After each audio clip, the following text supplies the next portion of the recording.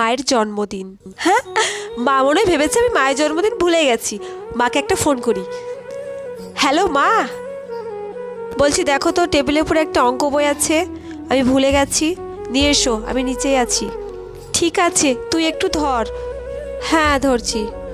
মনে তো বললো এখানে অঙ্ক বইটা আছে, কোথায় আমি তো দেখতে পাচ্ছি না। এটা কি, দেখি তো। হ্যাঁ,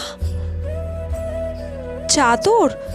কি রে, অঙ্ক বই তো খুঁজে পেলাম না, এই চাদরটা কার? তুমি কি ভাবলে আমি তোমার জন্মদিন ভুলে গেছি? হ্যাপি বার্থডে মা। তুই তাহলে আমার জন্মদিন ভুলিসনি? তুমি তাড়াতাড়ি রেডি হয়ে এসো, আমি কলেজ টলেজ কোথাও যাচ্ছি না, আজ তোমাকে নিয়ে আমি ঘুরতে যাব। আচ্ছা তুই একটু দাঁড়া, আমি তো রেডি আছি, আমি এক্ষুনি আসছি। ঠিক আছে আসো। সত্যি শুধু মা বাবা নয়, সন্তানরাও তার মা বাবাকে খুব ভালোবাসে।